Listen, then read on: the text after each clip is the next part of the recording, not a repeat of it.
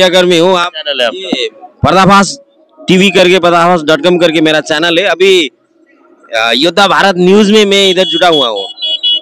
लेकिन मैं ये बताना चाहता हूँ क्लियरली, म नेपालीमा भन्न चाहन्छु तपाईहरुलाई, नेपाली दाजुभाइ दिदीबहिनीहरु जति पनि इन्डियामा हुनुहुन्छ अथवा नेपालमा हुनुहुन्छ हैन, तपाईहरुले यो सनातन धर्म संस्कृति परम्परालाई जगेर्ना गर्नको लागि हामी एक हुनै पर्छ। भारतवासी भए पनि नेपालवासी भए पनि विश्वमा जहाँ जहाँ रहेको सनातनी छ उनीहरुले चाहिँ नेपाल जस्तो देश, भारत जस्तो देश जहाँ चाहिँ सनातन सभ्यता यति फस्टाएको छ, यति मजबुत भएको छ, अहिले हामी चाहिँ यो धर्मको नाममा चाहिँ हामी युद्ध गरिरहेका छौं, विवाद गरिरहेका छौं, धर्मलाई राजनीति बनाएको छ। यो धर्मलाई राजनीति हामीले कहिले पनि बनाउनु हुँदैन। यसका राम्रा पक्षहरू, सबल पक्षहरू, 100% सबल पक्षहरू छन्, त्यसलाई हामीले अंगीकार गर्नुपर्छ, त्यसलाई हामीले मनन गर्नुपर्छ। गुरुहरूले दिएको जुन ज्ञान उपदेश छ अथवा सद्गुरुले दिएको ज्ञान उपदेश छ अथवा वैदिक सनातन धर्म जुन सभ्यताको सुरुवातदेखि जुन आएको चाहिँ यो सनातन धर्म हो, यसलाई रक्षा गर्नको लागि हामीले आफैलाई चिन्नुपर्छ, मनन गर्नुपर्छ, निस्वार्थी भावले सेवा गर्नुपर्छ। मान्छेको मात्रै सेवा गर्ने हो हामीले। हामी त पुण्यभूमि नेपालबाट आएको हो।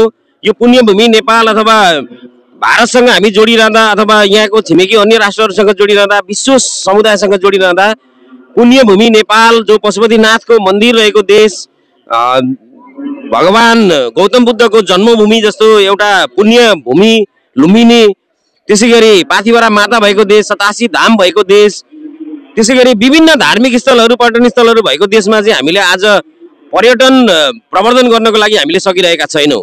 किनकि यसलाई हामीले राजनीति बनायौं। यसलाई राजनीतिकरण गर्नु हुँदैन।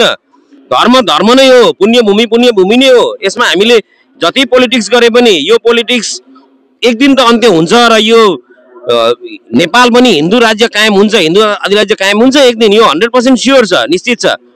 किनभने त्यसको विकल्प हामीसँग छैन, विश्वसँग छैन।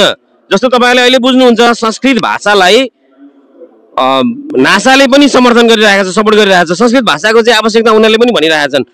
वैदिक सनातन सभ्यताको कुराहरू चाहिँ उनीहरूले अहिले आएर गर्दैछन्।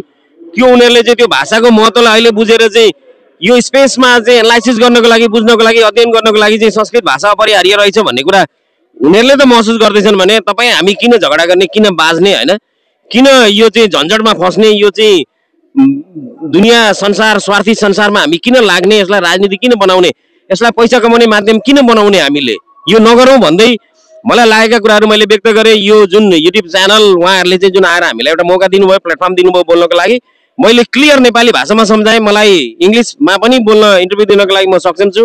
हिन्दी भाषा मेरो एकदम प्रोफेसनल भाषा जस्तो छ। तर यद्यपि मैले आज आफैलाई एनर्जेटिक फिल गरेर म चाहिँ तपाईहरुसँग मैले आफ्नो क्लियर भाषामा बोल्दैछु। इन्डियामा पनि नेपाली भाषी दाजुभाइ दिदी बहिनीहरू प्रशस्त हुनुहुन्छ, म्याक्सिमम हुनुहुन्छ।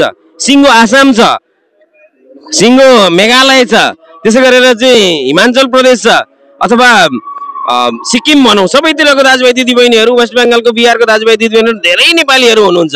नेपाली भाषालाई पनि हामीले प्रवर्धन गर्नुपर्छ। नेपाली भाषालाई प्रवर्धन गर्न सक्यौँ भने पनि हाम्रो चाहिँ यो सभ्यताको चाहिँ संरक्षण हुन्छ। मैले